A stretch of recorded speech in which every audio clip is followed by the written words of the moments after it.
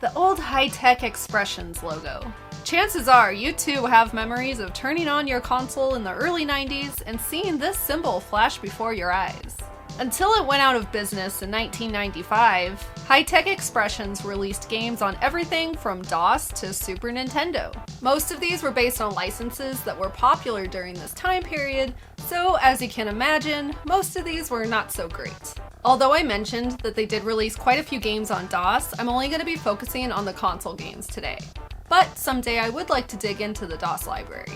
I'm sure you're anticipating the Sesame Street games or Mickey Mouse games to make the list, but I decided to keep them out because they're clearly made for very young children. I played a bit of Mickey's Safari and Letterland, and it's a very basic platformer with some educational elements. There's not a lot else to be said, so let's move on to the more appropriate stuff. Today we're kicking things off with Beethoven's Second. This was released on Game Boy and Super Nintendo, but today I'm only going to be focusing on the Super Nintendo version. When you first turn on the game, you're greeted with a pixelated version of the movie's poster. And boy is that background blindingly white! Did it have to look exactly like the poster?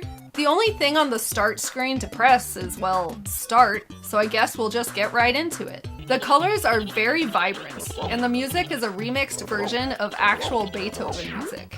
I guess being in this game was his reward for being such a legendary composer. The goal of the game is to find all of your lost puppies. Each puppy rescue consists of 2 scenes. You start off maneuvering through obstacles in the suburbs, while every living creature and inanimate object wants you dead. It's one of those games where it's all trial and error and being able to predict what's coming up next. Kids on skateboards are trying to slam into you, trees are throwing apples at your head, light fixtures hurt you even from the side, and there's a dog catcher that is literally trying to tranquilize you, and he looks like he enjoys his job a little too much. Your form of attack is barking at animals and people non-stop until they disappear. I didn't know Beethoven was that powerful. If you bark once at enemies, you kind of just stun them, but if you keep barking, they eventually go away. It's hard to stay centered in this game. I always end up getting stuck on the right side because I know an enemy is going to start coming at me off screen. Then I have to try and recenter myself. It's bad. You kneel down pressing the X button to eat items like chicken legs, which restore your health. At least early on in the game, they're pretty generous with the health upgrades, so I'll give them that. After getting the first puppy off the roof, you're on to stage 2, which is basically an escort mission. You have to carry your puppy that you saved from the last mission and drop him in order to use your attacks. Then you have to pick him up again to bring to your dog wife. Next, the scenery changes and you're in a city park. I like the idea of Beethoven running through a playground, so I don't totally hate this. This time, the park pigeons are after you and a super angry squirrel is throwing nuts at you. I bet if Mr. Nuts showed up, he'd show this squirrel who's boss. The fire pits are really annoying in this level. For some reason, despite it being nightfall, every fire pit in the park is in use. Poor Beethoven gets burned really easily, but you can put out the raging flames by shaking off the water you got spritzed with at the fountain. This is fine, but even if you barely touch the grill from the side, you take damage. There's some real annoying platforming here, and you really should be able to pounce on certain enemies. I understand why pouncing in the fire would hurt you, obviously, but jumping on a pigeon should totally work.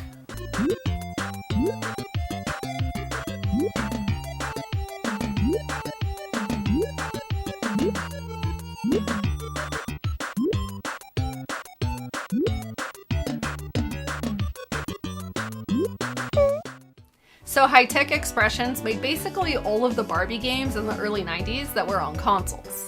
This includes Barbie on NES, Barbie Supermodel on SNES and Genesis, and the never-released Barbie Vacation Adventure for Sega Genesis.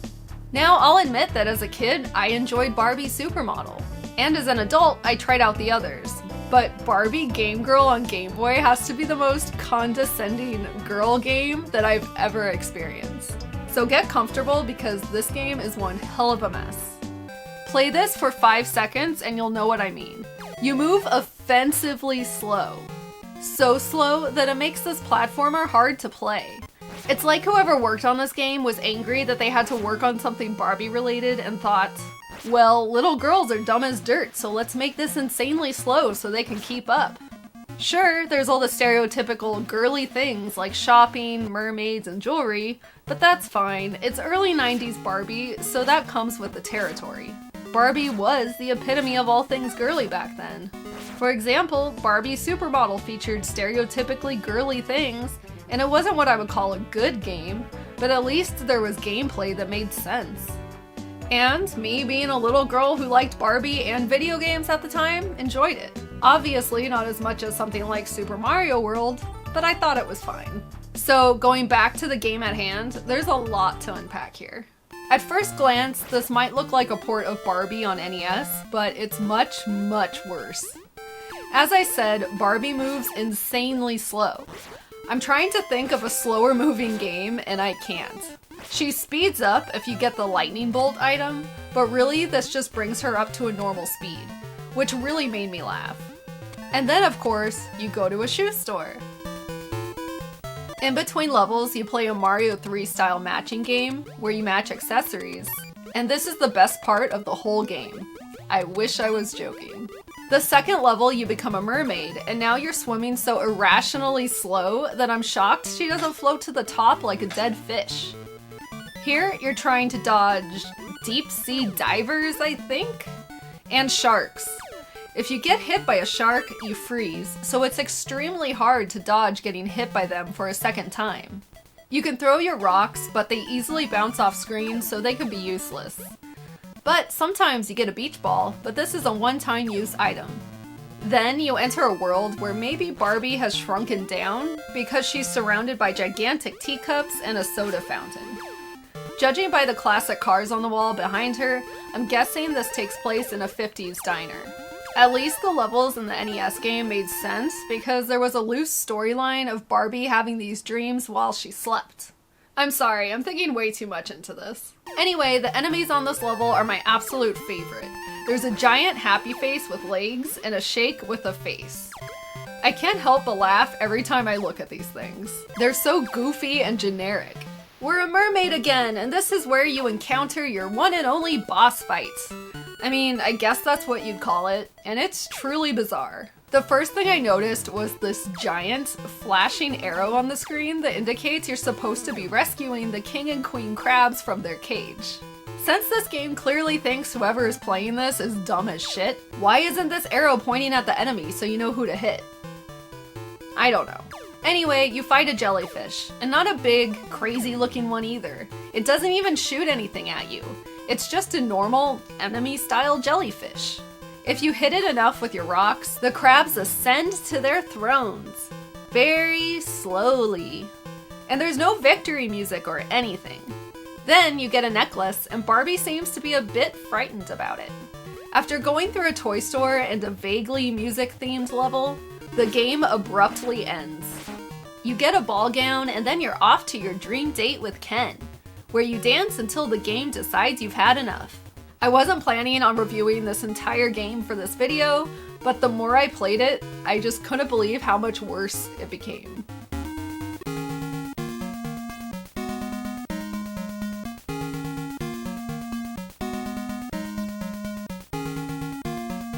When you think about rollerblading games, there's a few on the NES that probably come to mind. A pinball game called Rollerball, and a surprisingly fun game from Konami called Roller Games. But today we're talking about neither of those. We're talking about Rollerblade Racer.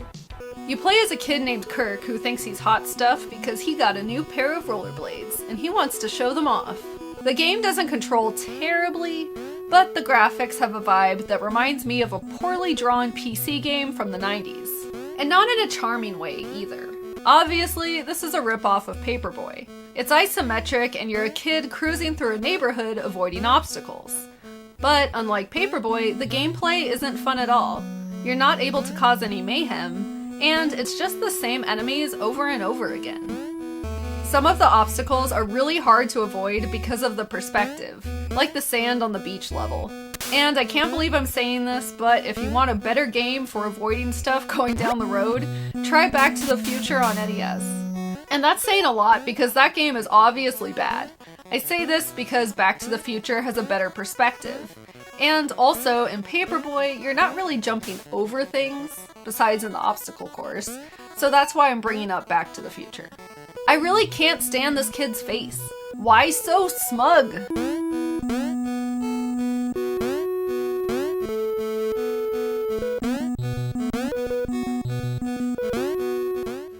Now let's take a look at Tom and Jerry on the NES. I always found it odd how this game had two titles. Tom and Jerry, the ultimate game of cat and mouse, or Tom and Jerry and Tuffy. I completely forgot about Tuffy. He was the gray mouse who appeared in some of the cartoon shorts. The way his name is in the title, it makes it seem like he is playable. But no, Jerry has to save him. Imagine if in the first Super Mario Bros. Game, instead they called it Super Mario Bros. Luigi and Princess Toadstool. Even though you don't play as her. It's just a bad title. Anyway, the first level of this game I find really depressing. There's just something about starting off around dark purple bricks and rust-colored pipes, I guess. And I'll warn you ahead of time, I've never been able to get super far into this game because I get frustrated way too fast. You start out as Jerry in a bleak maze of pipes where we dodge bugs and strategically placed thumbtacks.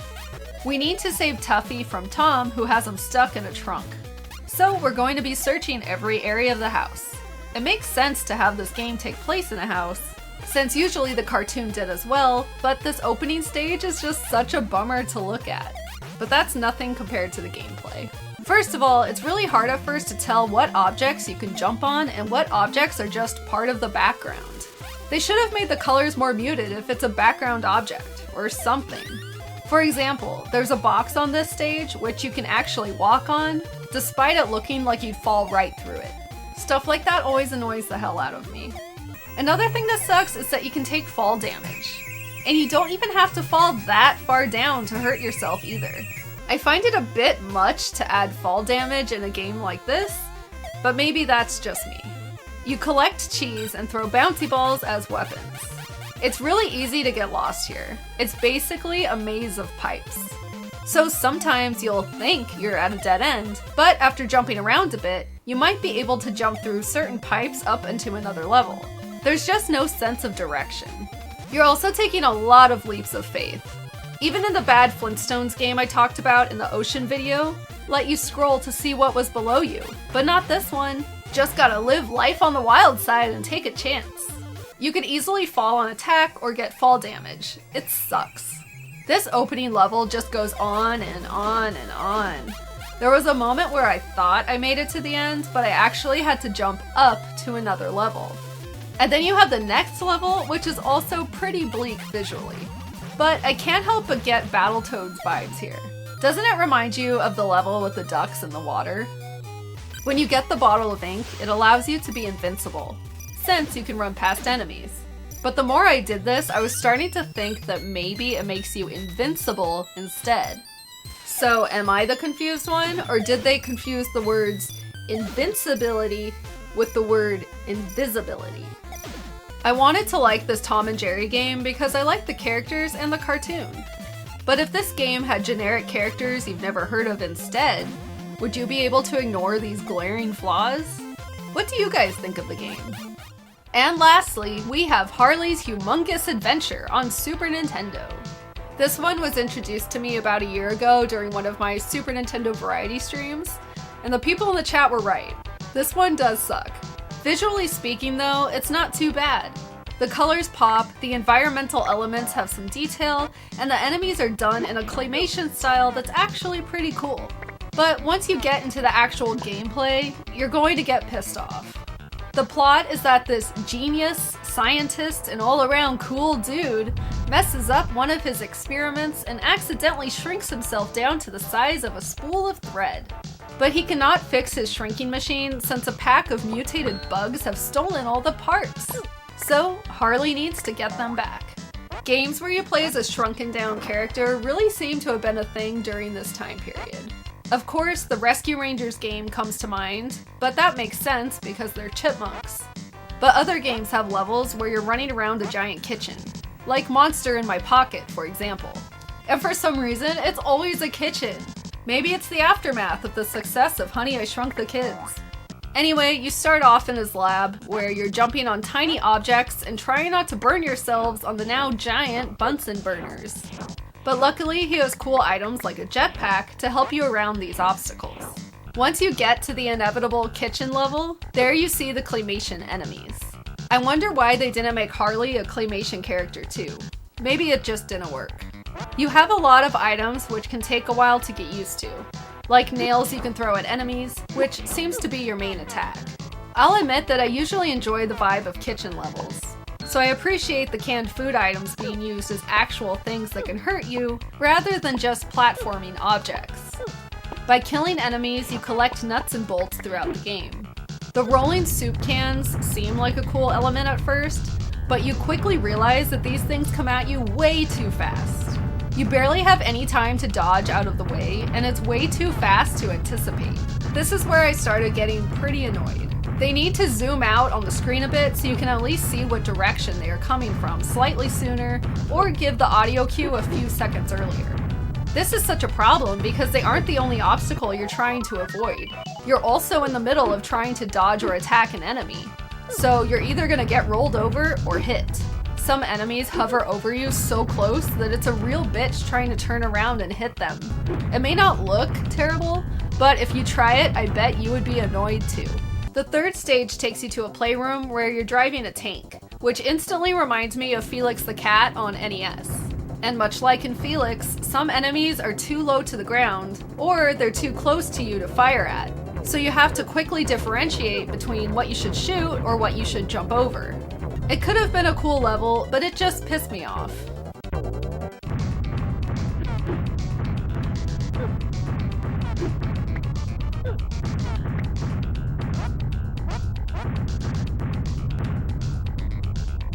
So that wraps things up with today's look at 5 less than stellar games from High Tech Expressions. Let me know your thoughts down below and if you think I missed any. As always, thank you so much for watching my videos, and I'll be back again very soon. Bye!